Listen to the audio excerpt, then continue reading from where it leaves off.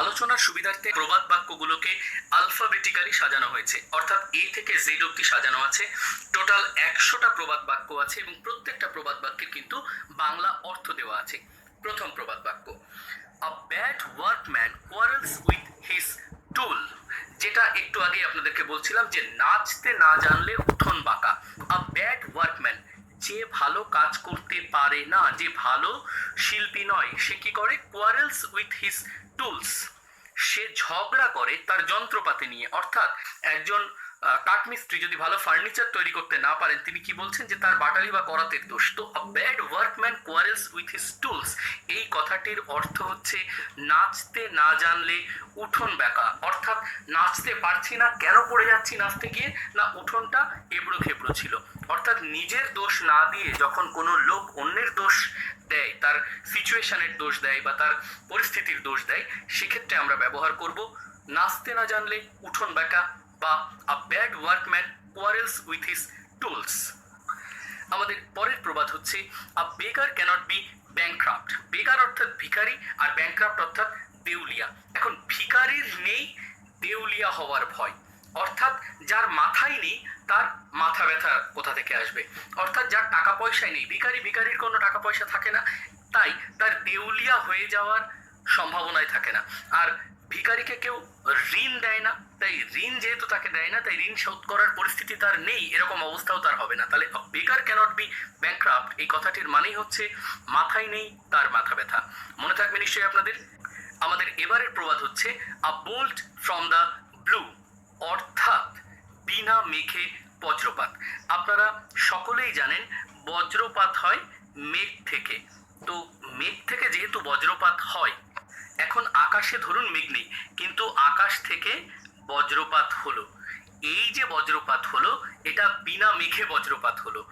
A bolt from the blue, অর্থাৎ নীল আকাশ থেকে বাজ পড়লো। অর্থাৎ এমন একটা সিচুয়েশন যার জন্য আমরা প্রস্তুত ছিলাম না, যেটা হওয়ার কথা ছিল না, কিন্তু সেটাই হলো। That is called a bolt from the blue. এটা কিন্তু বিভিন্ন সময় ইডিয়াম এবং ফ্রেজের যে প্রশ্ন, সেখানেও a bolt from the blue এই প্রশ্নটি করা হয়।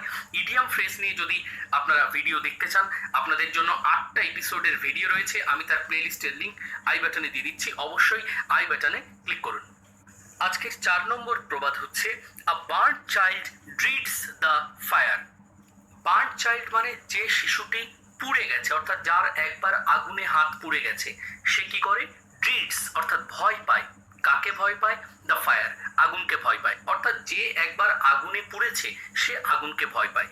তাকেই বাংলাতে বলা হচ্ছে ঘর পোড়া গরু সিঁদুরে মেঘ দেখলে ডরায়। অর্থাৎ যে গরু একবার গোয়ালে থাকা অবস্থায় গোয়ালে আগুন লেগেছে, সে তখন সিঁদুরে মেঘ দেখলেও তাকে আগুন বলে ভাবে, তাই সে ভয় পায়। এটাকেই বাংলায় আরো একটি কথা বলা হয়, ন্যাড়া একবারই বেলতলায় যায়। অর্থাৎ ন্যাড়া, যার মাথায় বেল পড়েছে একবার, বেলের আঘাত যে খেয়েছে, সে আর কখনো বেলতলায় যাবে না। এর মানে হচ্ছে যে একবার বড়সড় বিপদে পড়েছে, সে কখনো সেই বিপদের এরিয়াতে আর যাবে না। আ burned child dreads the fire. এর পরের প্রবাদ হচ্ছে আ friend in need is a friend in deed, অর্থাৎ অসময়ের বন্ধুই প্রকৃত বন্ধু। অর্থাৎ আ ফ্রেন্ড ইন নিড, যে প্রয়োজনের সময় পাশে থাকে, is a friend in deed, অর্থাৎ বস্তুতপক্ষে সেই হচ্ছে আসল বন্ধু। তো আপনারা তো জানেন যে ওই ভাল্লুক আর 2 বন্ধুর গল্প পড়েছেন, তার মোরাল হিসাবেও কিন্তু এই প্রবাদ বাক্য ব্যবহার করা যেতে পারে। এর পরের প্রবাদ হচ্ছে আ little learning is a dangerous thing, অর্থাৎ অল্প জানা ভীষণ ভয়ঙ্কর জিনিস। সেটার একদম আক্ষরিক অর্থ হচ্ছে অল্প বিদ্যা ভয়ঙ্করী। অর্থাৎ কোনো বিষয়ে যার অত্যন্ত অল্প জ্ঞান, সেই অল্প জ্ঞান নিয়ে সে যদি সেই বিদ্যার পারদর্শিতা দেখাতে যায়, তাহলে কিন্তু খুব সমস্যা হবে। ধরুন কেউ গাড়ি চালাচ্ছে, গাড়ি চালাতে গেলে সে শুধু জানে অ্যাক্সিলারেটরে চাপ দিয়ে গাড়ির বেগ বাড়াতে জানে, কিন্তু সে যদি ব্রেকের কাজ না জানে, তাহলে যেটা হবে, সে অর্ধেক গাড়ি চালানোর জ্ঞান নিয়ে সে গাড়ি চালাতে শুরু করলো, সে শুধু এগোতে জানে, থামতে জানে না। সেক্ষেত্রে অ্যাক্সিডেন্ট হওয়ার ভয়টা কিন্তু অত্যন্ত মারাত্মক এবং সম্ভাবনা অত্যন্ত বেশি।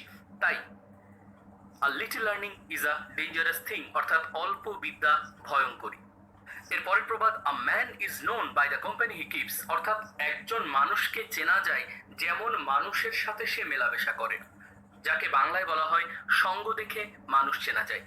8 নম্বর প্রবাদ, a prophet is not honoured in his own country. A prophet মানে একজন মহান মানুষ, নবী বলা হয়। তো এরকম প্রফেট, একজন ভালো সাধু প্রকৃতির মানুষ কখনোই তার নিজের দেশে সম্মানিত হন না। ঠিক সেটাকেই বাংলায় বলা হয় গেও যোগী ভিক পায় না। আপনাদের মনে রাখতে হবে, রবীন্দ্রনাথ যতদিন নোবেল পুরস্কার না পেয়েছেন, বাঙালি সমাজে রবীন্দ্রনাথকে কিন্তু কবি বলে সেই অর্থে সম্মান দেওয়া হয়নি, এবং রবীন্দ্রনাথ প্রথম সম্মান কিন্তু বাংলা থেকে পাননি। এবারে প্রবাদ হচ্ছে, এ স্পার্টান মিটস এ স্পার্টান। স্পার্টান মানে স্পার্টা নগরে যারা বসবাস করতেন সেরকম স্পার্টার নাগরিক, তিনি হচ্ছেন স্পার্টান। স্পার্টান মিটস এ স্পার্টান এর মানে হচ্ছে স্পার্টানই একমাত্র স্পার্টানকে মোকাবিলা করতে পারে। অর্থাৎ যেমন যোদ্ধা তার সাথে তেমন যোদ্ধারই যুদ্ধ হতে পারে, শেয়ানে শেয়ানে কোলাকুলি। কোনো যুদ্ধে যদি এমন হয় যে মেসির সাথে নেইমারের টক্কর হচ্ছে, তো এই যে মেসির সাথে নেইমারের টক্কর হচ্ছে, this is that type of battle, a Spartan meets a Spartan. এবারের প্রবাদ, আ স্টিচ ইন টাইম সেভস 9।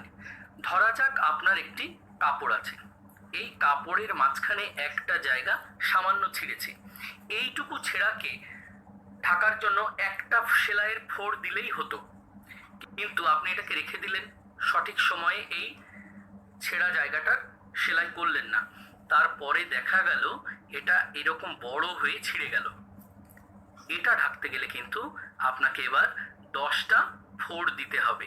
তো এই যে ব্যাপারটা, সেটা হচ্ছে বাংলায় বলা হচ্ছে সময়ের 1 ফোড়, অসময়ের 10 ফোড়। অর্থাৎ সময়ে যদি সমস্যা অল্প থাকতেই যদি প্রতিবিধান করা হয়, তাহলে বড়সড় সর্বনাশ হয় না, পরে সেই সমস্যা সামলাতে হয়তো অনেক বেশি অসুবিধা হয়। যেমন এই করোনা সংক্রমণ চলছে, অনেকেই জ্বর আসলে আরটিপিসিআর টেস্ট করাচ্ছেন না, তখন কি হচ্ছে বোঝাই যাচ্ছে না সেটা করোনা সংক্রমণ। তারপরে যখন তীব্র শ্বাসকষ্ট তৈরি হচ্ছে তখন তাকে ভেন্টিলেশনে দিতে হচ্ছে। তো আরটিপিসিআর টেস্টের সামান্য কটা টাকা যদি আপনি খরচ করতেন, তাহলে হয়তো আপনি অনেক সচেতন থাকতে পারতেন এবং বড়সড় বিপদ থেকে আপনি রক্ষা পেতে পারতেন। সেটা আপনি করেননি বলেই আপনার যেটা হলো, ভেন্টিলেশন পর্যন্ত যেতে হলো এবং হাসপাতাল বা নার্সিংহোমের একটা বিশাল অঙ্কের বিল আপনাকে দিতে হলো, এবং তারপরেও জীবন নিয়ে টানাটানি হলো। তো এই যে সময়ের কাজ, সময়ে যে সমস্যা অল্প থাকতে আপনি সমাধান করতে পারতেন, সেটা যদি আপনি না সমাধান করে ফেলে রাখেন, তাহলে পরবর্তীকালে অনেক বড়সড় মূল্য দিতে হয়। That is called a stitch in time saves 9, অর্থাৎ সময়ের 1 ফোড়, অসময়ের 10 ফোড়। এই প্রবাদটির ক্ষেত্রে আরো একটি মনে রাখার বিষয় হচ্ছে যে বাংলায় যে প্রবাদ বলা হচ্ছে তাতে কিন্তু বলা হচ্ছে 10 ফোড়ের কথা, আর ইংলিশে যে প্রবাদ রয়েছে তাতে বলা হচ্ছে 9 ফোড়ের কথা। এখন স্বাভাবিকভাবেই আপনি যদি বাংলা প্রবাদটা মনে রাখেন, সময়ের 1 ফোড়, অসময়ের 10 ফোড়, আর ইংলিশে যদি শূন্যস্থান পূরণ করতে দিয়ে আপনাকে 8, 9, 10 এরকম অপশন দেয়, তাহলে আপনার মিসগাইডেড হয়ে 10 অপশনটিকে বেছে নেওয়ার সম্ভাবনা তৈরি হয়েছে। সেটা করতেই পারে পরীক্ষায়। আপনি যেটা মনে রাখবেন, আ স্টিচ ইন টাইম, এই টাইমের সাথে সেম রাইমের শব্দ হচ্ছে 9, 10, 11, 12, এগুলো কিন্তু 9। তাহলে আ স্টিচ ইন টাইম সেভস 9, ইংলিশে হচ্ছে 9, আর বাংলায় হচ্ছে সময়ের 1 ফোড়, অসময়ের 10 ফোড়। একের অপোজিট হিসাবে বাংলাতে সাধারণভাবে 10 ব্যবহার করা হয়, যে 1 অত্যন্ত ক্ষুদ্র সংখ্যা, 10 অত্যন্ত বেশি সংখ্যা, 1 পয়েন্ট 10 পয়েন্ট। তো এই 1 পয়েন্ট আর 10 পয়েন্ট এটা মনে রেখে আপনাকে মনে রাখতে হবে, বাংলায় হচ্ছে সময়ের 1 ফোড়, অসময়ের 10 ফোড়, আর ইংলিশে হচ্ছে a stitch in time saves 9। এর পরের প্রবাদ হচ্ছে, a tree is known by its fruits. কোনো গাছের পরিচয় আমরা কিভাবে দিই? কোনো গাছের পরিচয় তার ফল দিয়ে দিই অথবা ফুল দিয়ে দিই। যে গাছের ফল হয় তার পরিচয় দিই ফল দিয়ে, যে গাছের ফুল হয় তার পরিচয় দিই ফুল দিয়ে। তাহলে একটা গাছের নাম কি? অবশ্যই তার ফলের নামে বা ফুলের নামে নাম হবে। সেটাই বলা হয়েছে a tree is best known by its fruits, অর্থাৎ গাছের নাম তার ফল দিয়ে জানতে পারি। তাই বাংলায় বলা হচ্ছে বৃক্ষ তোমার নাম কি? ফলে পরিচয়। ইংলিশে বলা হচ্ছে a tree is known by its fruits. এর পরের প্রবাদ হচ্ছে, all that glitters is not gold. Glitters মানে যেটা চিকচিক করে, গোল্ড মানে সোনা। তাহলে যেটা চকচক করে সেটা সোনা হয় না। এটা ভীষণ ব্যবহৃত একটি প্রবাদ। এই প্রবাদ নিশ্চয়ই আর ব্যাখ্যা করার দরকার নেই। All that glitters is not gold, যেটা চকচক করে সেটা সোনা নাও হতে পারে, অর্থাৎ যেটা চকচক করে না সেটাও অনেক সময় সোনা হতে পারে। তাহলে all that glitters is not gold. এর পরের প্রবাদ হচ্ছে all's well that ends well. Already এই প্রবাদটা নিয়ে আমরা আলোচনা করে ফেলেছি, এটা 2019 সালে ডব্লিউবিপি কনস্টেবলের মেইন এক্সামে এটা এসেছিল। সব ভালো তার, শেষ ভালো যার।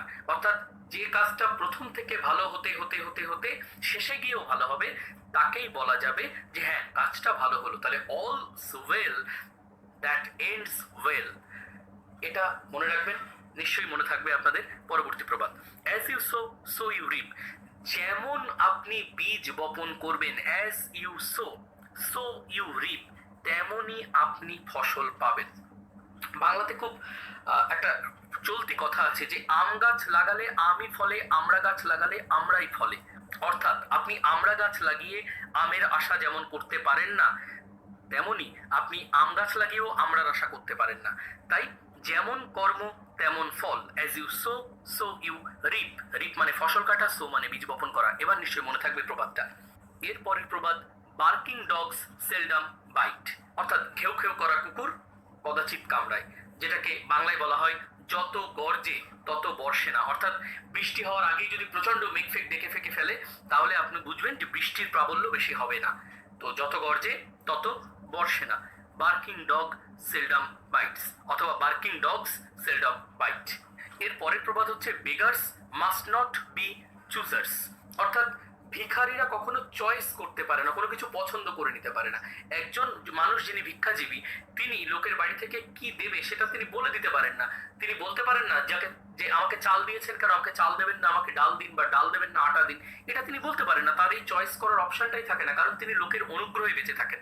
তো beggars must not be choosers এর কথার বাংলাটা হচ্ছে ভিক্ষার চাল কাড়া আকাড়া। অর্থাৎ যিনি ভিক্ষায় চাল পাচ্ছেন তিনি বলতে পারেন না যে এই চালটা বাছাই করা, এর থেকে কাকড় বেছে দেওয়া নাকি কাকড় বেছে দেওয়া নয়, এই অপশনটা তার কাছে থাকে না, তিনি চয়েস করতে পারেন না।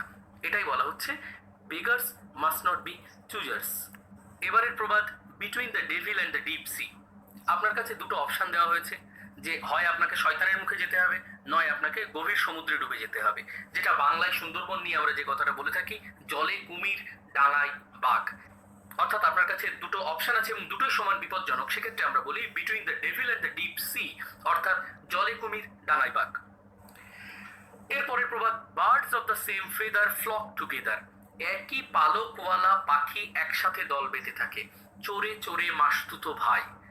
অর্থাৎ দুটো চোর, তাদের মধ্যে দেখা যাবে যে তাদের পেশাগত সম্পর্ক যেমন রয়েছে, তাদের অন্য সম্পর্ক আছে। তো they are same in characteristics, birds of same feather flock together.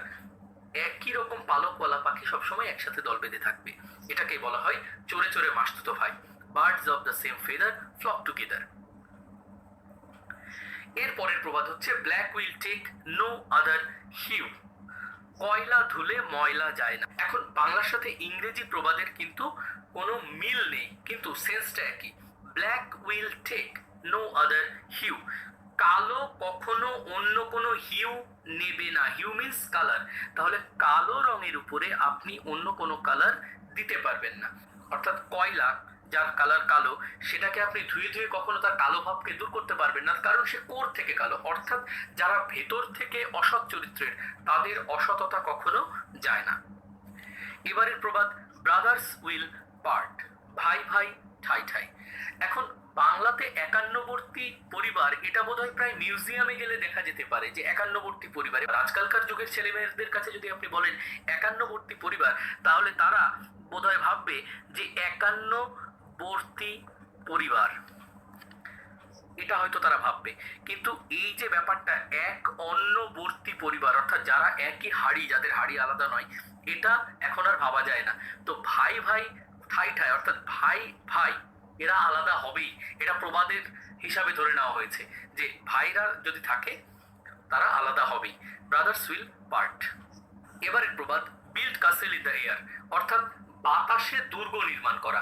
দুর্গ নির্মাণ করতে গেলে শক্তপোক্ত ভিত্তির উপরে দুর্গ নির্মাণ করতে হয়। অবশ্যই মাটি গভীর করে খনন করে তার ভেতরে ভিত নির্মাণ করে তারপরে দুর্গ তৈরি করতে হবে।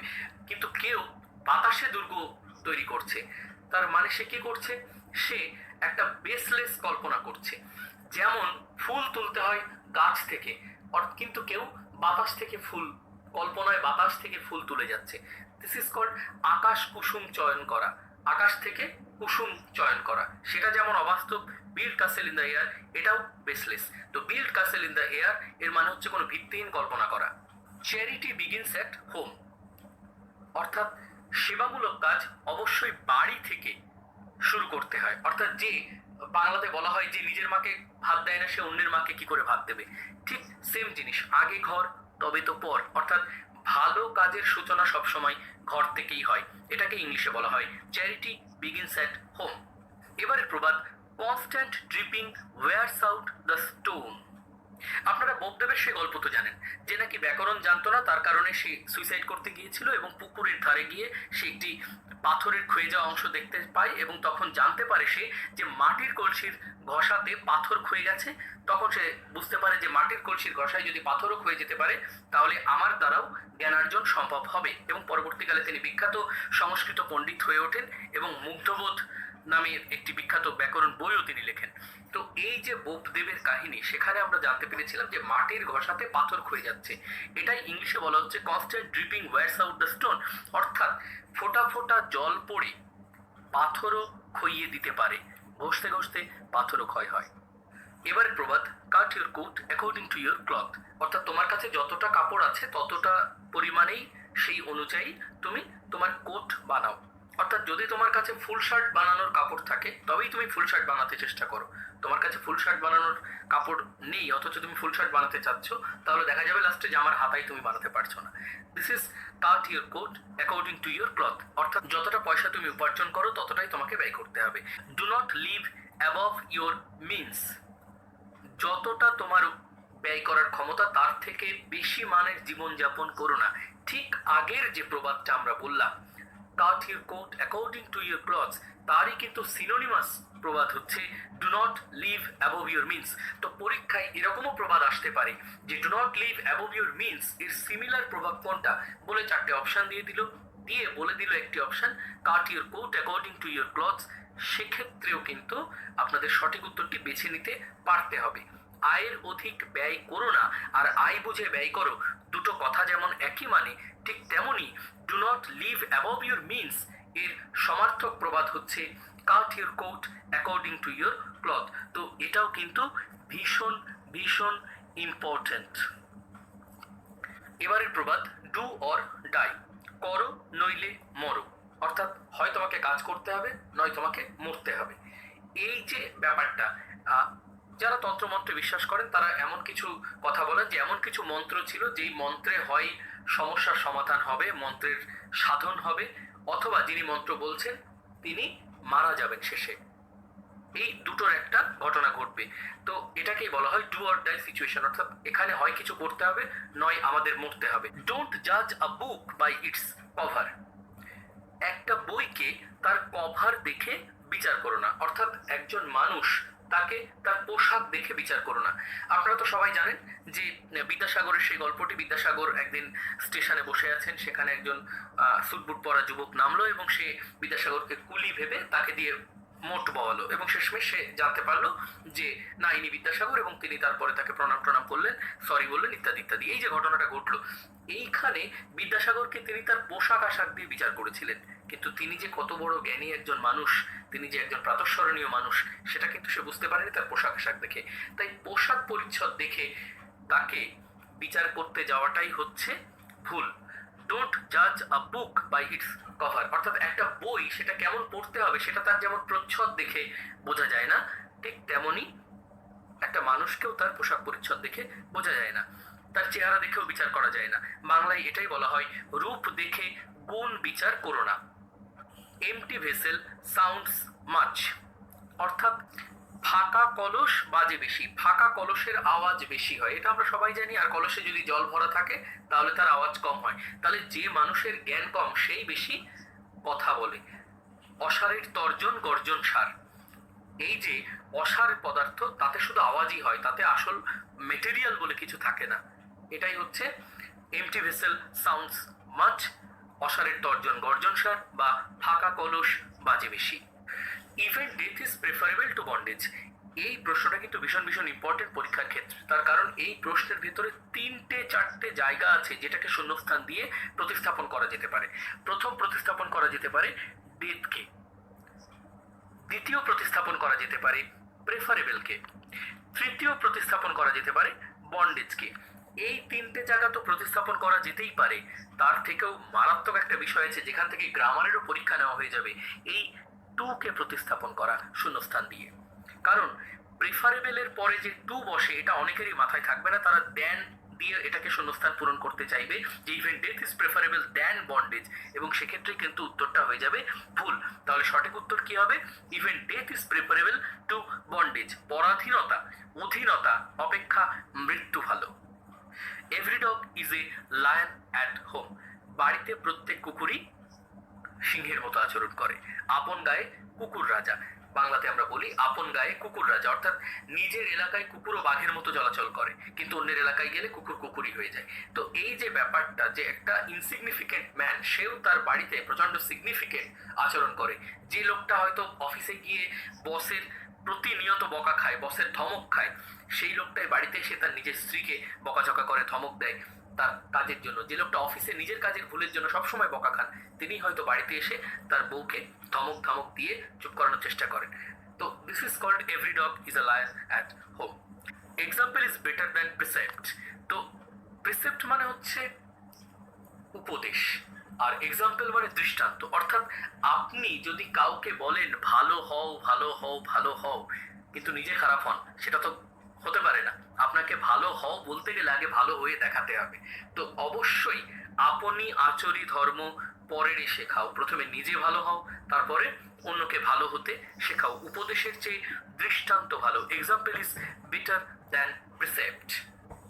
Fools rush in where angels fear to tread. বোকারা সেখানে অনায়াসেই চলে যায় যেখানে বুদ্ধিমানেরা, এঞ্জেলস দেবদূতেরা, তারা যেতে ভয় পায়। বাংলায় একটা প্রবাদ তো আছেই, হাতি ঘোড়া গেল তল মশা বলে কত জল। অর্থাৎ হাতি ঘোড়া যেই জলের তল পাচ্ছে না, যেখানে ডুবে যাচ্ছে, মশা বলছে কত আর জল হবে, ওই সামান্য একটু জল হবে। এই যে ব্যাপারটা, fools rush in where angels fear to tread, যেখানে বুদ্ধিমান লোকেরা পা ফেলতে ভয় পাচ্ছে, সেখানে বোকারা বলছে এখানে আর পা ফেলা কোনো অসুবিধা নেই, সেখানে চলো চলো চলো শিগগির চলো। তারপরে কি হয় সে তো আপনারা সকলেই জানেন। এবারের প্রবাদ ফরচুন ফেভার্স দ্য ব্রেভ, অর্থাৎ ভাগ্য সবসময় সাহসীদের সহায় হয়। এর আরেকটা সিনোনিমাস প্রবাদ আছে, নাথিং ভেঞ্চার নাথিং হ্যাভ, অর্থাৎ চেষ্টা না করলে কোনো কিছুই পাবেন না। কোনো কিছু নিয়ে আপনাকে আগে অভিযানে যেতে হবে, কোনো কিছুর চেষ্টা করতে হবে, ঝাঁপিয়ে পড়তে হবে, তবেই সেখান থেকে আপনি কিছু পেতে পারবেন।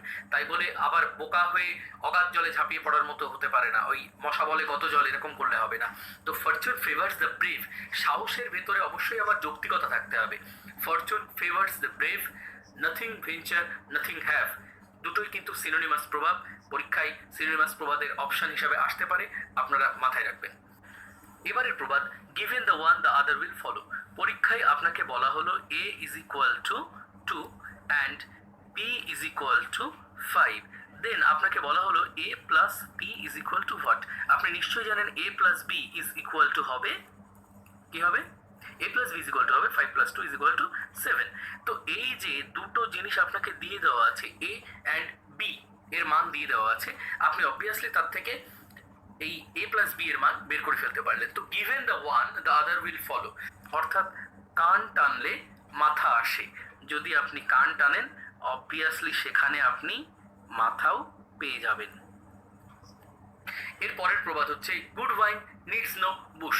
এখন ভালো মদের বোতল, সেই বোতলের গলায় একটা পৈতার মতো একটি বেড় থাকতো, ধাতব বেড়। এই যে বেড়টি, এটাই ইন্ডিকেট করে যে এটা হচ্ছে একটি উচ্চ শ্রেণীর মদ। এখন মদের টেস্ট যদি খুব ভালো হয় তাহলে এই দাগ থাকা বা না থাকায় কিচ্ছু আসে যায় না। তো good wine needs no bush, এই কথাটির অর্থ হচ্ছে ভালো জিনিসের, ভালো মদের কখনো কোনো আলাদা সিম্বলের দরকার হয় না।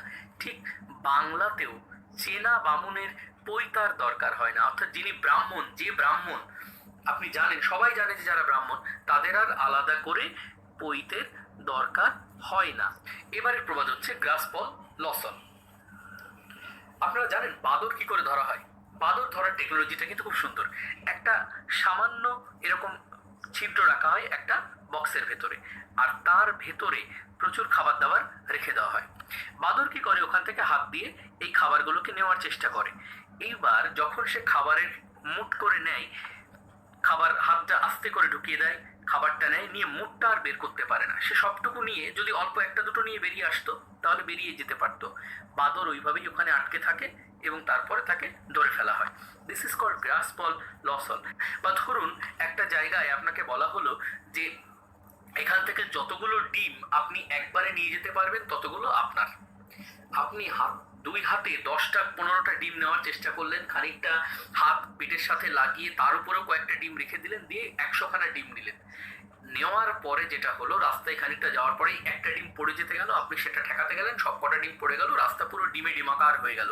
এই যে ব্যাপারটা, এটা যেমন একটা লোভ করেছিলেন আপনি বেশি, সেই বেশি লোভ করার কারণে সবকিছু হারালেন। This is called grasp all lose all. এবারের প্রবাদ হচ্ছে habit is the second nature. আমাদের পাড়ায় একজন দুধওয়ালাকে একদিন ধরে প্রচন্ড মারধর করা হচ্ছে। তো আমার মনে হলো যে কি ব্যাপার, একটু যাই জিজ্ঞেস করি। তো দুধওয়ালাকে আমি জিজ্ঞেস করলাম, কি ভাই তোমাকে সবাই মারছে কেন? দুধওয়ালা বলছে, দাদা আমাকে বাঁচান, আমি এনাদেরকে বলছি ভালো দুধ দিয়ে, এনারা বিশ্বাস করছেন না। তো আমি বললাম, ব্যাপারটা কি যে ভালো দুধ দিচ্ছ অথচ মার খাচ্ছ?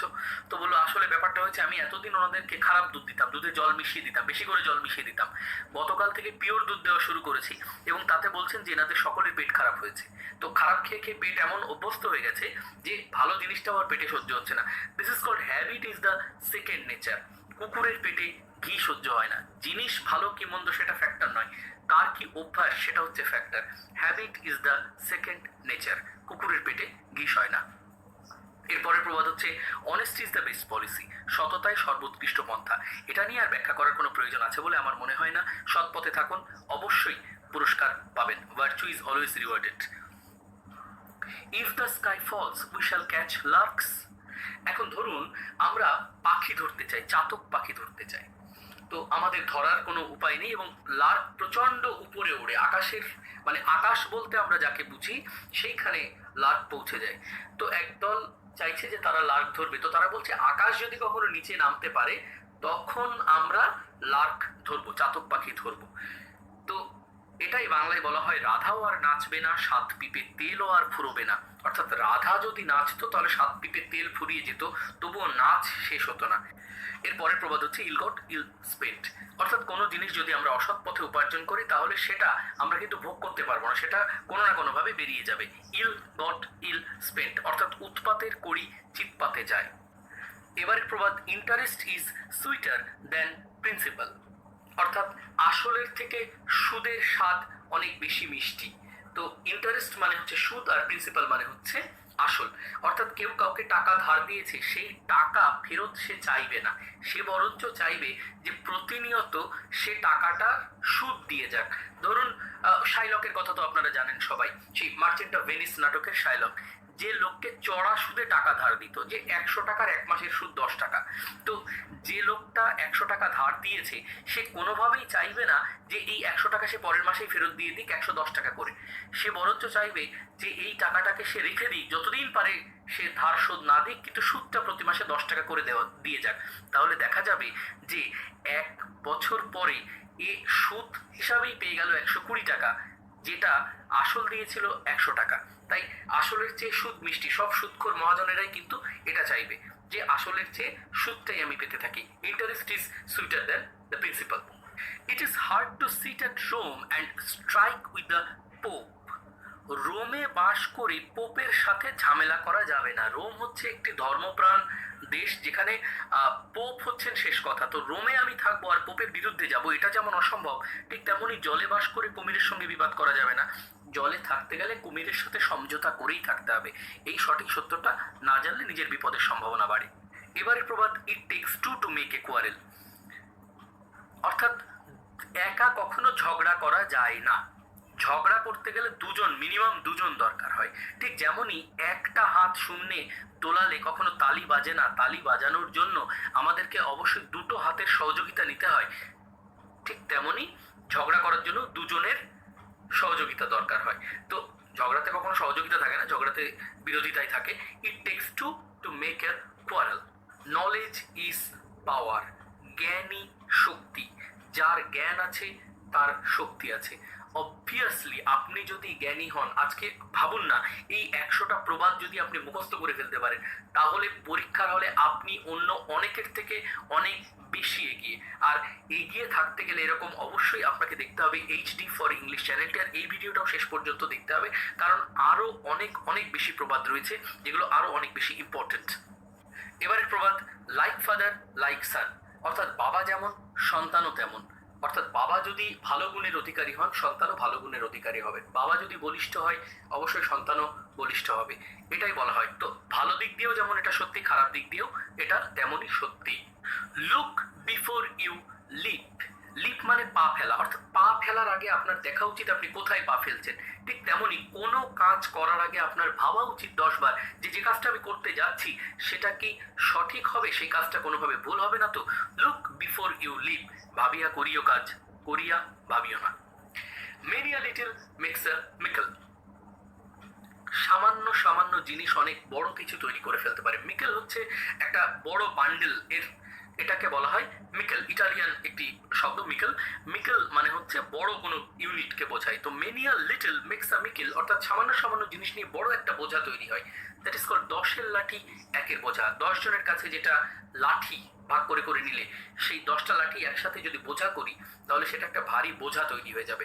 তো সমস্যা 10 জনে ভাগ করে নিলে সেটা সমাধান করতে অনেক সহজ হয়, আর সমস্যাটা যদি একা সমাধান করতে যাওয়া হয় তাহলে সেটা সমস্যায় থেকে যায়। Many a little makes a mickle. Might is right. জোর যার মুলুক তার। যুদ্ধের ক্ষেত্রে তো এটা জানেনি, যার শক্তি বেশি হবে সেই দেশকে জয় করতে পারে। মুলুক মিন্স হচ্ছে দেশ। তো জোর যার মুলুক তার, মাইট ইজ রাইট। যদি ক্ষমতা থাকে সেটাই অধিকার। আপনার যদি ক্ষমতা থাকে তাহলে আপনি যেটা বলবেন সেটাই আপনার অধিকার। মাইট ইজ রাইট, এখানে রাইট মানে হচ্ছে অধিকার। এবারের প্রবাদ, মিসফরচুন নেভার কামস অ্যালোন। দুর্ভাগ্য কখনো একা আসে না, তাই আসে কখনো দুর্ভাগ্য আসবে আর অনেকদিন পরে একজনের বাড়িতে যাবে, সেখানে তার ছানা পোনা পরিবারের সবাইকে নিয়েই তো বেড়াতে যাবে না। ব্যাপারটা এরকম করে বললাম বটে। আপনি ভাবুন না, করোনা দেশে এসেছে, করোনা কি একা এসেছে? শুধু রোগটা মহামারী নিয়ে আসলো ব্যাস হয়ে গেল? না, লকডাউন এসেছে, কর্মহীনতা এসেছে, হতাশা এসেছে। যত মানুষ না করোনায় মারা যাচ্ছে, একটা বড় অংশের মানুষ হতাশায় মারা যাচ্ছে, না খেতে পেয়ে মারা যাচ্ছে। এই যে ব্যাপারটা, বিপদ কখনো একা আসে না। একটা মানুষের জীবনে যখন বিপদ আসে সে সবসময় তার সাথে আরো অনেক collateral damage নিয়ে আসে। This is called misfortune never comes alone. Money begets money. টাকাই টাকা আনে। যার কাছে 1 টাকা আছে সে পরের দিন 2 টাকা উপার্জন করতে পারবে। যার কাছে 100 টাকা আছে সে 200 টাকা আনতে পারবে। তো যত টাকা বেশি থাকবে তত তার উপার্জন বেশি হয়। তাই ধনী আরো ধনী হয়, দরিদ্র আরো দরিদ্র হয়। Money begets money. Money is the root of all evils. সমস্ত ঝামেলার মূলেই আছে টাকা। এই কথাটা কি আপনাদের আর কি বোঝাতে হবে যে সমস্ত সমস্যার মূলে হচ্ছে টাকা? বিশ্বে যত যুদ্ধ বিগ্রহ সব কিছুর মূলেই রয়েছে সেই ক্ষমতা, আর ক্ষমতা মানেই হচ্ছে টাকা। টাকা না থাকলে কোনো ক্ষমতা নেই, তাই মানুষ টাকার জন্য লড়াই করে যাচ্ছে প্রতিনিয়ত। Money is the root of all evils. Necessity knows no law. প্রয়োজন যদি হয় তখন আর কেউ আইন মানতে পারে না। যার প্রচন্ড খিদে পেয়েছে অথচ খাওয়ার কিছু নেই, তখন সে বাধ্য হবে চুরি করতে। Necessity knows no law. অভাবে স্বভাব নষ্ট। অভাব যদি হয় তখন আইন ভাঙার স্বভাব তৈরি হয়। দিস ইজ কল্ড অভাবে স্বভাব নষ্ট। Necessity knows no law. No pains no gains. গোলাপ তুলতে যাবেন আর কাটার আঘাত আপনার লাগবে না, এটা হতে পারে কখনো? কষ্ট বিনা কেষ্ট মেলে না। দুঃখ বিনা সুখ লাভ হয় কি মোহিতে। জানেন তো এই প্রবাদগুলো, সেটাই ইংরেজিতে বলা হয় no pains no gains. Non violence is a supreme virtue. অহিংসা পরম ধর্ম। আপনারা তো জানেন স্বাধীনতা সংগ্রামের সময়ে মহাত্মা গান্ধীজির অহিংস আন্দোলন কতটা এফেক্টিভ হয়েছিল। This is called non violence is a supreme virtue. অহিংসা পরম ধর্ম। আপনি যদি হিংসা করেন তাতে আপনি যতটা সাফল্য লাভ করবেন, তার থেকে অহিংসা দ্বারা অনেক বড় বড় সমস্যার সমাধান আপনি করে ফেলতে পারবেন। তবে সবসময় যে আপনি অহিংসা দেখিয়ে যাবেন আর সবসময় কেউ আপনার পরে হিংসা করে যাবে সেটাও কিন্তু ঠিক নয়, কারণ প্রবাদে এটাও বলা হয়েছে, ছোবল না মারতে পারো অন্তত ফোঁস করো। Oil your own machine. আপন চরকায় তেল দাও। অর্থাৎ আগে নিজের যে প্রবলেমগুলো আছে, নিজের চরকার ক্যাচ ক্যাচ আওয়াজটাকে আগে বন্ধ করো, তারপরে লোকের চরকার ক্যাচ ক্যাচ আওয়াজ বন্ধ করতে যেও। তো অয়েল ইওর ওন মেশিন, আপন চরকায় তেল দাও, অর্থাৎ নিজের সমস্যাগুলোকে আগে মেটাও, তারপরে পরের সমস্যা মেটাতে যেও। আমাদের এবারের প্রবাদ হচ্ছে one doth the scathe another hath the scorn. একজন একটা অপরাধ সংগঠিত করেছে আর একজন তার জন্য বকা খেয়েছে। এরকম হতেই পারে যে রাম একটা অপরাধ করে গেল, শ্যাম তার জন্য বকা খেলো। উদর পিণ্ডি বুদর ঘাড়ে, অর্থাৎ যাকে যা দেওয়ার সেটা না দিয়ে অন্য কাউকে দেওয়া, এটাকেই বলা হচ্ছে one doth the scathe another hath the scorn. Scorn মানে বকার, স্কেথ মানে একটা অপকর্ম ঘটানো। One swallow does not make a summer. এক মাঘে শীত যায় না। এখন সোয়ালো মানে তো নিশ্চয়ই মাঘ মাস নয়, আর সামার মানেও শীতকাল নয়। বাংলায় যেটাকে বলা হচ্ছে এক মাঘে শীত যায় না, ইংলিশে সেটাকে বলা হচ্ছে one swallow does not make a summer. প্রবাদটা একটু ব্যাখ্যা করি। সোয়ালো মানে হচ্ছে দোয়েল পাখি, তো দোয়েল পাখি সবসময় সামারে গান করে। শীতকালে যদি হঠাৎ করে একটা দোয়েল ডেকে ওঠে, তার মানে এটা যেমন বোঝায় না যে সামার চলে এসেছে, উইন্টার হ্যাজ গান। বাংলাতেও মাঘ মাসেই শুধু শীত চলে যায় না, যতই আপনারা বলুন না কেন ঋতুচক্রে পৌষ এবং মাঘ মাস হচ্ছে শীতকাল, ফাল্গুনের শুরুতেও কিন্তু শীত থাকে। তো এক মাঘে শীত যায় না, অর্থাৎ মাঘ মাসটা চলে গেল মানেই যে শীতকাল চলে গেল, এটা ভাবার কোনো কারণ নেই। ঠিক তেমনই সোয়ালো পাখি একটা ডেকে উঠলো মানেই গ্রীষ্মকাল এসে গেল, বসন্ত এসে গেছে বলে আপনি গান গাইতে শুরু করে দিলেন, সেটাও হতে পারে না। One's harvest month is another's complete devastation. একজনের যেটা ফসল কাটার মাস, অন্যের সেটা সর্বনাশের মাস। অর্থাৎ একটা গাছ, ধান গাছ হোক, গম গাছ হোক, পাট গাছ হোক, যাই হোক না কেন, যখন আপনি হারভেস্ট, আপনার যখন ফসল ঘরে তোলার সময়, সেটা আপনার পৌষ মাস, অর্থাৎ আপনার আনন্দের সময়, আর ওই গাছেদের ক্ষেত্রে ওটা সর্বনাশ। তো one's harvest month is another's complete devastation. সেটাকে ইংলিশে আবার বলা হয় what is sport to cat is death to rat. অর্থাৎ বিড়ালের কাছে যেটা খেলা, ইঁদুরের কাছে সেটাই মৃত্যু। তো দুটো সিনোনিমাস প্রবাদ পরীক্ষায় আসতে পারে, এটার অপশন দিয়ে ওটা নিশ্চয়ই পারবেন। বাংলায় বলা হয় কারো পৌষ মাস তো কারো সর্বনাশ। Out of date out of danger. যার ধার নেই তার কোনো বিপদও নেই, ধারে থাকলেই মানুষ সব থেকে বিপদে থাকে, এটা সবাই আপনারা জানেন। বাংলাতে বলা হয় কর্জও নাই কষ্টও নাই। তো out of date, out of date মানে হচ্ছে যার ধার নেই, ডেট, ডেট মানে হচ্ছে ধার। আউট অফ ডেঞ্জার, বিপদও নেই। এবারে প্রবাদ out of sight out of mind. চোখের আড়াল হলেই মনের আড়াল হয়। যেমন আপনারা যখন ভিডিও দেখেন, ভিডিও দেখা শেষ হয়ে গেলে হিমাংশু স্যারের কথা আপনারা ভুলে যান। এই ভুলে যান তো, যদি ভুলে না গিয়ে থাকেন তাহলে এই সমস্ত ভিডিও আরো বেশি করে লাইক করুন, আরো বেশি করে শেয়ার করুন, আর কমেন্ট করুন যে আপনারা কি ধরনের ভিডিও চান। চোখের আড়াল হয়ে গেলেই আর হিমাংশু স্যারকে ভুলে গেলেন, এটা করলে কিন্তু হবে না। অবশ্যই সঙ্গে থাকতে হবে, দেখতে থাকতে হবে এইচডি ফর ইংলিশ, আর সাবস্ক্রাইব করতে হবে। 1 লাখ সাবস্ক্রাইব হবে, সিলভার বাটন হবে, তবেই তো আপনাদের সাথে সম্পর্ক আরো বেশি নিবিড় হবে, আপনাদের সমস্ত চাহিদা পূরণ করতে পারবো। তাই out of sight out of mind, চোখের আড়াল হলেই মনের আড়াল হয়। Patience is bitter but it's fruit is sweet. ধৈর্য ধরাটা কষ্টকর, তিক্ত, কিন্তু এর ফল সবসময় মিঠে হয়। তো এই যে আপনারা একটা ভিডিওর পরে একটা ভিডিও পর্যন্ত অপেক্ষা করে থাকেন, ধৈর্য ধরে থাকেন, আপনাদের প্রচন্ড খারাপ লাগে, আপনারা কমেন্টে লেখেন ভাই পরের ভিডিও কবে পাবো, দাদা পরের ভিডিও কবে পাবো, স্যার নতুন ভিডিও কবে আসবে, স্যার প্রভাবের ভিডিও দিন। কিন্তু একটা ভিডিও নিয়ে প্রচন্ড রিসার্চ করতে হয়, বিভিন্ন পরীক্ষায় কি কি প্রশ্ন এসছে সেটাকে লিস্ট আপ করতে হয়, তারপরে সেটাকে সাজাতে হয়, তারপরে রেকর্ডিং করতে হয়, এডিটিং করতে হয়, তারপরে তো একটা ভিডিও আসে। তারপরে চেষ্টা করতে পারি যে আপনাদের জন্য একটা যতটা ভালো ভিডিও সম্ভব দেওয়ার। এই যে ভিডিওটা দিয়েছি, দেখতেই পাচ্ছেন 100টা প্রবাদ বাক্য একটা ভিডিওতে। এটা করতে গেলে তো ধৈর্য ধরতেই হবে আপনাদেরকে, আর ধৈর্যের ফল অবশ্যই মিষ্টি হলো। 100টা প্রবাদ আপনারা পেয়ে গেলেন একটা ভিডিওর মধ্যে।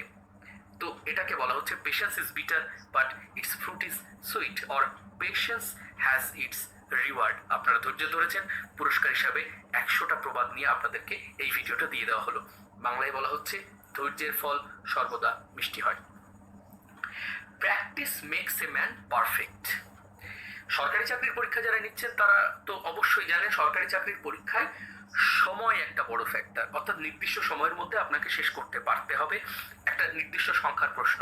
প্রশ্নের থেকে সময় কিন্তু অনেক কম দেওয়া থাকে, তাই বাড়িতে প্রচুর করে প্র্যাকটিস করুন সঠিক সময় শেষ করার। বিশেষ করে আপনাদের সমস্যা হয়ে যায় যখন কম্প্রিহেনশন টেস্ট আসে, আনসিন কম্প্রিহেনশন টেস্ট, আপনারা পারেন না সঠিক সময় শেষ করতে, প্যাসেজ পড়তে গিয়ে অযথা সময় নষ্ট করেন, সময় নষ্ট করতে গিয়ে সঠিক উত্তরটা করতে পারেন না। আনসিন কম্প্রিহেনশন টেস্ট কিভাবে সরকারি চাকরির পরীক্ষায় আপনারা ট্যাকেল করবেন, মাত্র 5 মিনিটে কি করে আনসিন কম্প্রিহেনশন টেস্ট পড়ে তার সমস্ত উত্তর আপনারা করে ফেলতে পারবেন, সেই নিয়ে একটা ভিডিও কিন্তু বানানো আছে আমাদের এই চ্যানেলে এইচডি ফর ইংলিশে। দেখতে হলে আই বাটনে ক্লিক করুন, আনসিন কম্প্রিহেনশন টেস্ট কিভাবে আপনারা ট্যাকেল করবেন। Practice makes a man perfect, অর্থাৎ গাইতে গাইতে গায়েন, যিনি বারবার গলা সাধেন তিনি ভালো গায়কে পরিণত হন। Practice makes a man perfect, না মেয়েদের ঘাবড়ানোর কিছু নেই, practice makes a woman also perfect. Prevention is better then cure. Prevention মানে হচ্ছে প্রতিরোধ, আর কিওর মানে হচ্ছে প্রতিকার। যেমন করোনা যাতে আপনার না হয় সেই জন্য আপনি মাস্ক পরছেন, দিস ইজ কল্ড প্রিভেনশন। আর করোনা হয়ে গেছে তার জন্য আপনি ওষুধ খাচ্ছেন, দ্যাট ইজ কল্ড কিওর। তো কোনটা ভালো, মাস্ক পরা ভালো নাকি করোনা বাঁধিয়ে নিয়ে তারপরে মৃত্যুর দরজায় গিয়ে ওষুধ খাওয়া ভালো? কোনটা ভালো আপনারা সকলেই জানেন। তো prevention is better than cure. নিশ্চয়ই এখন থেকে সবাই মাস্ক পরবেন, শারীরিক দূরত্ব বজায় রাখবেন। মনে আছে নিশ্চয়ই সীতা যখন রাবণকে বলছে যে রাম যদি একবার লঙ্কাতে প্রবেশ করতে পারে তো তোমাকে শেষ করে দেবে, তখন রাবণ হেসে কি বলেছিল, হা হা হা, তুমি হাসালে মোরে বালিকা, আমি কি ডরাই সখী ভিখারি রাগ হবে।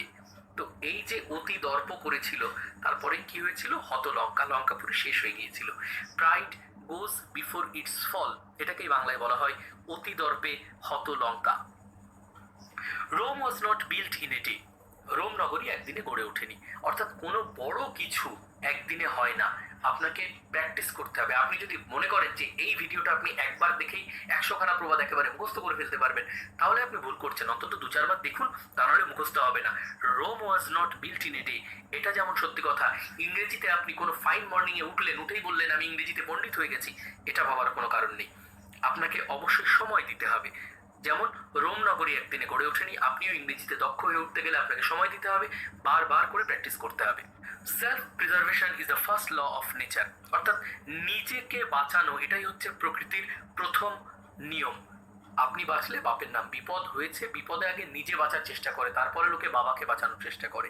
তো এটা হচ্ছে একদম আমাদের ইনস্টিংক্ট, আমাদের সহজাত প্রবৃত্তি যে আগে নিজে বাঁচো তারপরে অন্যকে বাঁচাও। Self preservation is the first law of nature. কতিপয় মানুষ আছেন যারা নিজের বিপদ উপেক্ষা করে অন্যকে বাঁচাতে যান, তারা মানুষ নন, তারা আসলে দেবতা, তারা মহামানব। So many men so many minds, নানা মনির নানা পথ। যদি মানুষের সংখ্যা বেশি হয় তাহলে মতের সংখ্যা বেশি হবে। অত্যন্ত বেশি সংখ্যায় মানুষ যদি কোনো কাজ করতে যায় তো তারা নানা রকম ওয়ে তারা দেবে। এর ভালো দিকও আছে, খারাপ দিকও আছে। So many men so many minds, নানা মনির নানা মত। Something is better than nothing, কোনো কিছু মোটে না হওয়ার থেকে অল্প হওয়া ভালো। এখন something is better than nothing, এটা যেমন সত্যি, আবার little learning is a dangerous thing, এটাও তেমন সত্যি কথা। দুটো কিন্তু গুলিয়ে ফেলবেন না। তো something is better than nothing মানে হচ্ছে কোনো কিছু মোটে না হওয়ার থেকে একটু হওয়া ভালো। অর্থাৎ ধরুন আপনি মোটে প্রবাদ বাক্য জানেন না, তার থেকে 100টা জানেন, দিস ইজ বেটার। মোটে জানি না, 100টা জানি, কিন্তু গাড়ি মোটে চালাতে পারি না কিন্তু আমি স্টিয়ারিং ঘোরাতে পারি, এটা কিন্তু মোটেই ভালো না। তো দুটোর পার্থক্য আপনাকে বুঝতে হবে। Something is better than nothing, নাই মামার থেকে কানা মামা ভালো। অর্থাৎ মামা নেই, এর থেকে একটা কানা মামা আছে যাকে মামা বলে ডাকতে পারি, this is better. Soon ripe soon rotten, ইচড়ে পাকলে গোল্লাই যায়। তো আপনারা তো জানেন যে অল্প বয়সে পেকে গেলে তার দুঃখ চিরকাল হয়। সুন রাইপ সুন রটেন, বেশি তাড়াতাড়ি পেকে গেলে বেশি তাড়াতাড়ি পচে যাবে, কারণ পাকার স্টেপ পরের স্টেপই তো হচ্ছে পচা। Spare the rod spoil the child, যদি লাঠি ফেলে রাখো তাহলে ছেলে উচ্ছন্নে যাবে। স্পেয়ার দ্য রড, লাঠি যদি ফেলে রাখো, স্পয়েল দ্য চাইল্ড, তোমার ছেলে উচ্ছন্নে যাবে। অর্থাৎ সন্তানকে যদি মারধর না দেওয়া হয় তারা উচ্ছন্নে যাবে।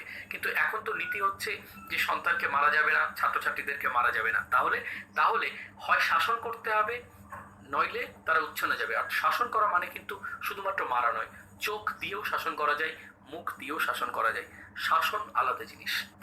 Strike the iron while it is hot, লোহা যখন গরম থাকে তখন তাকে আঘাত করো। অর্থাৎ লোহা দিয়ে যখন কোনো জিনিস বানানো হয় তখন কি করা হয়, প্রথমে লোহাটাকে আগুনে উত্তপ্ত করা হয়, সেটা লাল হয়ে যায়।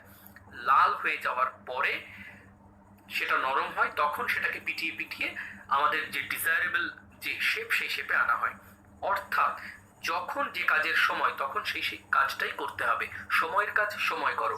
Strike the iron while it is hot, এটাকে কিন্তু অন্যভাবেও বলা হয় strike the iron while it is red. The devil would not listen to the scriptures, চোরা না শোনে ধর্মের কাহিনী। একটা চোরকে, যার স্বভাবগত চোর, সেই চোরকে যদি আপনি ধর্মের কাহিনী বলেন যে চুরি করা মহাপাপ, সে শুনবে না, সে চুরি করতে চাইবে। অর্থাৎ the wicked never give up their wickedness, শয়তান কখনো তার শয়তানি ত্যাগ করতে পারে না, চোর কখনো ধর্মের কথা শুনবে না, এটা আপনাকে জেনেই কাজ করতে হবে। The fool strays from the safe path, বোকারা সবসময় নিরাপদ রাস্তা থেকে দূরে থাকে, অর্থাৎ যে বোকা সে বেছে বেছে খারাপ দিকটাই বেছে নেয়।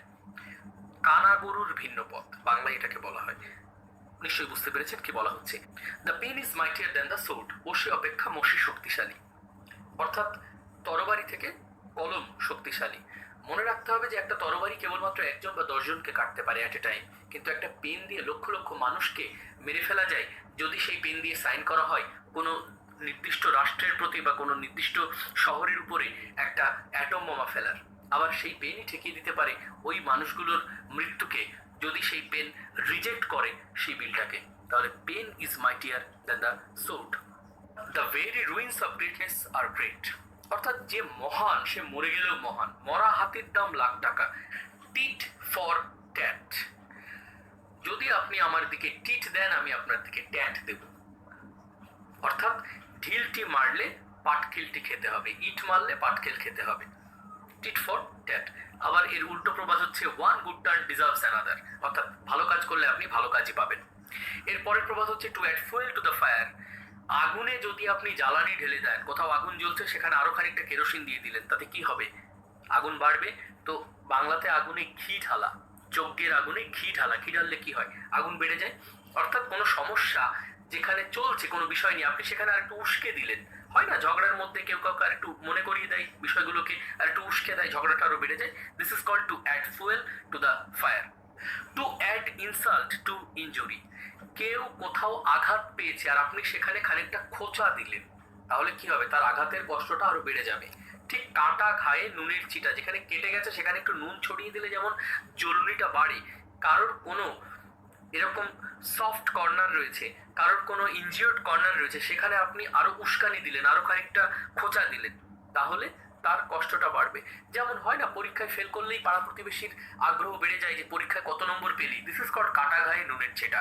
বারবার করে তখন জানতে চায় যে এই কিরে পরীক্ষায় কত নম্বর পেলি, বা বেকার ছেলেটির কাছেই পাড়া প্রতিবেশী বারবার জানতে চায় কিরে তুই এখনো চাকরি পাসনি, কি হবে?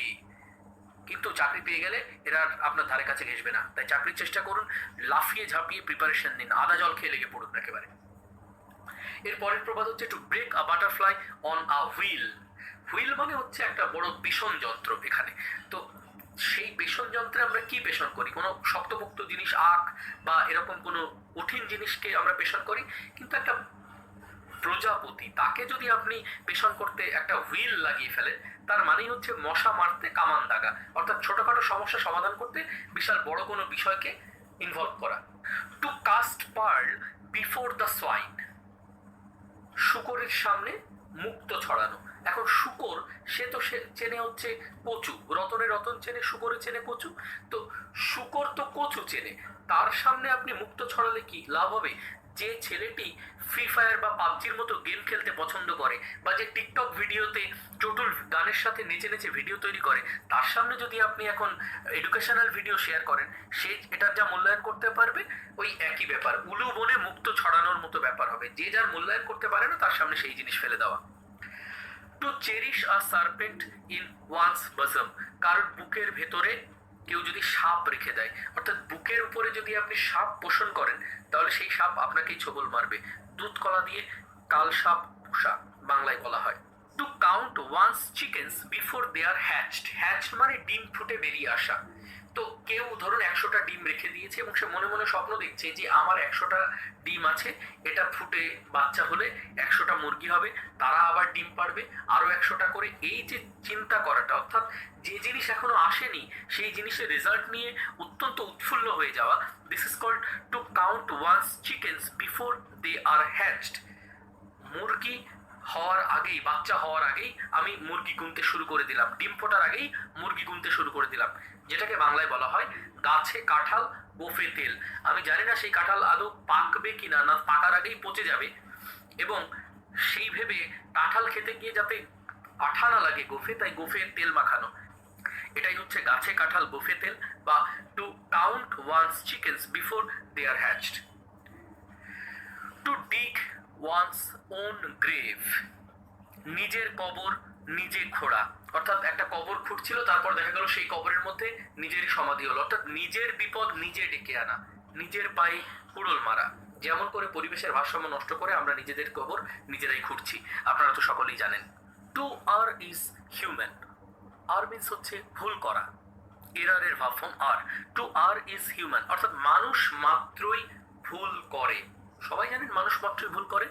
Two lock the stable when the mare is stolen. একজনের একটা স্টেবল ছিল, আস্তাবল ছিল, যাতে ঘোড়া ছিল। সেই আস্তাবলে কোনোদিন সে তালা দিয়ে রাখেনি। একদিন যখন আস্তাবল থেকে ঘোড়াটা চুরি হয়ে গেছে, মেয়ার মানে মাদি ঘোড়া, সেই মাদি ঘোড়া যখন চুরি হয়ে গেছে, তখন সে কি করেছে, আস্তাবলে তালা দেওয়া শুরু করেছে। তো দিস ইজ কল্ড চোর পালালে বুদ্ধি বাড়ে। চোর চলে যাওয়ার পরে আপনি বুদ্ধি করে ঘরে তালা দিচ্ছেন। To lock the stable when the mare is stolen. এরপরের প্রবাদ, to the pure all things are pure. যিনি নিজে খাঁটি তার কাছে সব জিনিস খাঁটি। আপন ভালো তো জগৎ ভালো। আপনি নিজে যদি ভালো হন তো আপনার কাছে জগৎ ভালো হবে। অর্থাৎ আপনি যদি সবকিছুর প্রতি ভালো অ্যাটিটিউড নিয়ে এগোতে পারেন তো সবকিছু আপনার সাথে ভালো ঘটবে। চাকরির পরীক্ষায় আশাবাদী মনোভাব নিয়ে আজকের থেকে প্রিপারেশন নেওয়া শুরু করুন। অবশ্যই চাকরি আপনার জন্য আছেই, তা সে চারিদিকের পরিস্থিতি যত কঠিনই হোক না কেন, প্রতিযোগিতা যত কঠিন হোক না কেন, চাকরি আপনি পাবেনই। আপনাকে শুধু নিজেকে পিওর হতে হবে to your attempts. Too many cooks spoil the broth. Broth মানে হচ্ছে স্যুপ। ধরুন আপনাদের বাড়িতে স্যুপ রান্না হচ্ছে, এইবার 4-5 জন মিলে একটা স্যুপ রান্না করছেন। 4-5 জনের টেস্ট 4-5 রকম। কেউ একটু ঝাল পছন্দ করে, কেউ একটু নুন বেশি খেতে পছন্দ করে, কেউ গোলমরিচ বেশি পছন্দ করে। তো এই যে ব্যাপারটা, কেউ কাঁচা লঙ্কা বেশি পছন্দ করে। তো দেখা গেল যারা যেটা পছন্দ করে সেটাই খাবারের মধ্যে বেশি বেশি দিয়ে দিল। তাহলে যেটা হবে, নুনও বেশি হয়ে যাবে, ঝালও বেশি হয়ে যাবে, কাঁচা লঙ্কাও বেশি হয়ে যাবে, শুকনো লঙ্কা বেশি হয়ে যাবে, গোলমরিচ বেশি হয়ে যাবে, ডিমও বেশি হয়ে যাবে, সবকিছু বেশি বেশি হয়ে যাবে।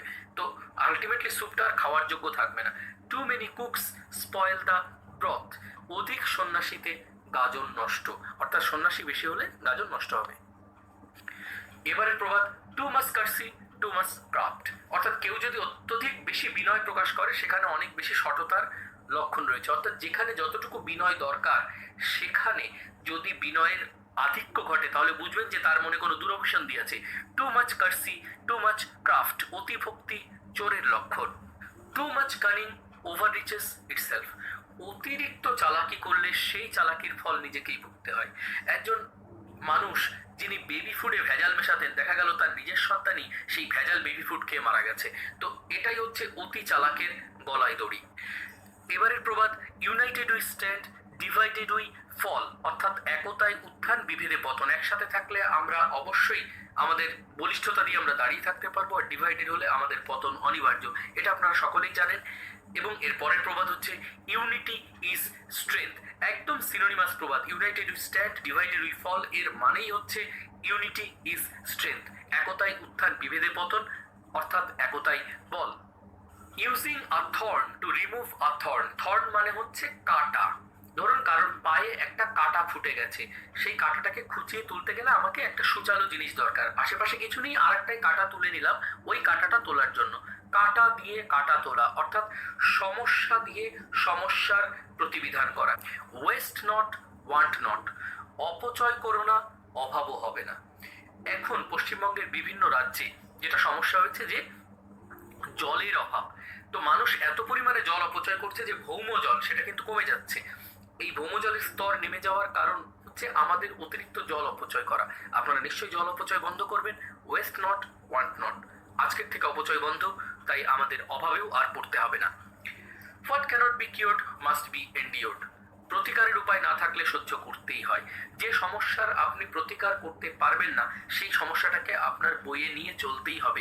কারোর পিঠের মধ্যে যদি একটা কুচ থাকে এবং সেই কুচটাকে যদি বাদ দেওয়া না যায় তাহলে সারা জীবন তাকে সেই কুচ বয়ে নিয়ে চলতে হবে। এটাই হচ্ছে what cannot be cured must be endured. What is lotted cannot be blotted. Lotted মানে যেটা ভাগ্যে লেখা হয়েছে, আর ব্লটেড মানে মুছে ফেলা। তো ভাগ্যে যেটা লেখা হয়েছে সেটাকে কখনো মুছে ফেলা যাবে না। বাংলায় এটাকেই বলা হয় কপালের লিখন না যায় খণ্ডন। এবারের প্রবাদ, where there is a will there is a way. অর্থাৎ ইচ্ছা থাকলেই উপায় হয়। যে মানুষটি সরকারি চাকরি পেতে চাইছেন কিন্তু তার বাড়িটি হয়তো প্রত্যন্ত গ্রামে, তার হয়তো ভালো একজন টিচারের কাছে যাওয়ার উপায় নেই, তিনি অত্যন্ত গরিব, তাই তিনি কোনো বড় কোচিং সেন্টারে পড়তে পারছেন না, দরকার নেই এসবের। ইউটিউবে হাজার একটা ভিডিও আছে বিভিন্ন টপিকের উপরে, জাস্ট সেগুলো দেখে যান। আর আপনাদের সাথে আমি তো আছি, তো where there is a will there is a way. আপনি যদি চান আপনি সরকারি চাকরির প্রিপারেশন নেবেন, তাহলে আপনি অবশ্যই বিভিন্ন ইউটিউব ভিডিও দেখে বা বিভিন্ন আরো ওয়েবসাইট ঘেটে আপনি কিন্তু প্রিপারেশন নিতে পারবেন। Where there is life there is hope.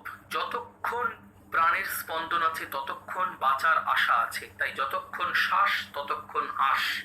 যতক্ষণ একজন সামান্যতম প্রাণ নিয়ে থাকবেন তাকে বাঁচানোর চেষ্টা করতে হবে। Where there is a life there is hope.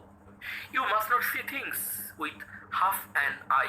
আপনি অর্ধেক দৃষ্টি দিয়ে পুরো জিনিসটা দেখতে পারবেন না। অর্থাৎ কোনো জিনিসের আপনি অর্ধেকটা দেখে এসেছেন, প্রথমে তার সম্ভাবনাগুলো দেখেছেন, তার বিপদটা আপনি দেখেননি। সেটাই হচ্ছে ঘুঘু দেখেছো, ফাঁদ দেখোনি। অর্থাৎ কোনো বেড়াল সে দেখে এসেছে ওখানে একটি ঘুঘু পাখি বাঁধা আছে, ওটাকে খাওয়া যাবে। সে দেখেনি যে তার পেছনেই রয়েছে একটি ফাঁদ, ওই ঘুঘুটাকে খেতে গেলেই সে ফাঁদ দেখবে। This is called you must not see things with half an eye. তুমি ঘুঘু দেখেছো, ফাঁদ দেখোনি। You will know now what's hot. এবার তুমি জানবে কি আসলে কি, অর্থাৎ কত ধানে কত চাল এবার তুমি বুঝবে। Who is who and what is what. আজকের শেষ প্রবাদ, zeal without knowledge is a runaway horse. অর্থাৎ জ্ঞানহীন উৎসাহ লাগাম ছাড়া ঘোড়ার মতো। অর্থাৎ যার জ্ঞান বুদ্ধি নেই সে যদি প্রচন্ড উৎসাহী হয়ে ওঠে, তাহলে যে ঘোড়ার লাগাম নেই সে যেমন ডিস্ট্রাকটিভ হয়, ডিস্ট্রাকটিভ ওয়েতে দৌড়ায়, এরকম দৌড়ায় এবং এর পতন বা এর বিপর্যয় অবশ্যম্ভাবী। তো নিশ্চয়ই জ্ঞানহীন উৎসাহ নিয়ে আপনারা দৌড়াবেন না, সঠিকভাবে সঠিক পরিকল্পনায় সরকারি চাকরির জন্য দৌড়াবেন। এই ছিল আমাদের আজকের